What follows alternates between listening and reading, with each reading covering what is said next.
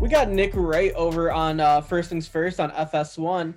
Nick with the take. Take it away, Nick. We have to talk about the quitting. We have to. I've defended Harden his whole career. He quit on the Rockets. All right, guys, how do we feel about this one? So, Nick Wright, the glorified LeBron James dick rider. He's obvious. This is why he has this take, because he realizes that James Harden playing at a superstar level looks awesome. His team looks awesome, and he's greatly threatening LeBron's MVP chances. So, looking at that, that's why he has this take. I don't know if he actually believes it, because he was only on the Rockets for 10 games. And you see the difference between the Rockets with him and without him. Like, they're riding an 11-game losing streak right now, and the Nets are looking awesome. So you could literally say that he proved twice that he is the most valuable player. I think Nick actually has a decent point here. Do you reward James Harden for being a little baby and, forcing his way out? And, he could have been doing what he was doing. He could be doing what he's doing on the Nets with the Rockets, but he just chose not to. So are you going to give the MVP to a guy who is just going to cry like a baby when he doesn't get his way? Are you going to give it to the guy that's going to come in day out and give his team 100% all the time? I think you give it to the guy that's the most valuable player to his team. And I think he's proven it. And I think the Rockets look like absolute cheeks without him. And I think the Nets, you see the difference with him and without him. So I think he proved it on two organizations. And I think that actually, in my book, I think that bolsters his case. I hate to say it, but Nick Wright is right. That's why his last name is Wright. You're only saying that because you're a Nets fan, but if you're a Houston fan, you got to be kind of upset about it. Why would you reward somebody for that? You're not answering that question. Good thing Houston fans aren't the ones voting. And Okay, honestly, from an unbiased perspective, what Harden is doing is just ridiculous. He completely bought in and changed his entire.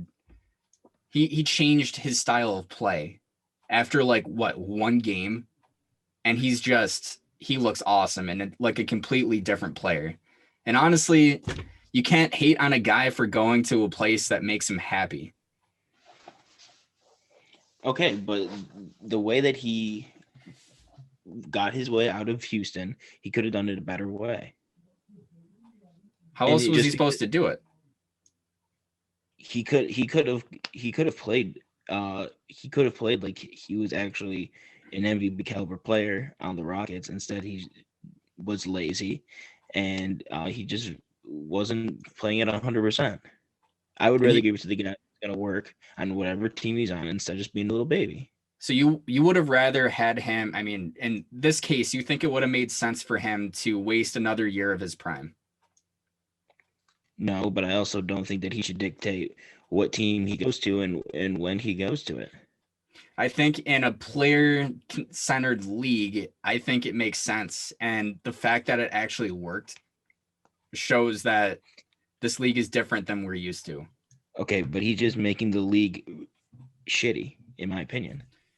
Because he's literally saying to any superstar, if you don't like what's going on in your team, if you don't think that you personally can bring your team to a finals, then you can just cry like a little bitch and get off that team and make a super team with your friends. After giving an organization 10 years of your prime. That's his fault. If you didn't like it, then you could have became a free agent at some point during those 10 years, and you could have gone to another team. The Rockets still got a haul for him. So, it's not like the Rockets are feeling that horrible about this. But could he not have moved on? Whenever he felt like it, did he have to sign his extension? Were the Rockets forcing him to sign the extension? This is this year's MVP, sir. not Okay, one from I 2 said- years ago. Okay, but he didn't. He cried and said he didn't want to play on the team Yeah, when he made a commitment to that team. and at least he should still be showed up rewarded. and played. So he should be rewarded for that. He didn't show up and play. He didn't. He gave 75%. I mean, that's still better than what Kawhi did when he was with the Spurs for that 1 year.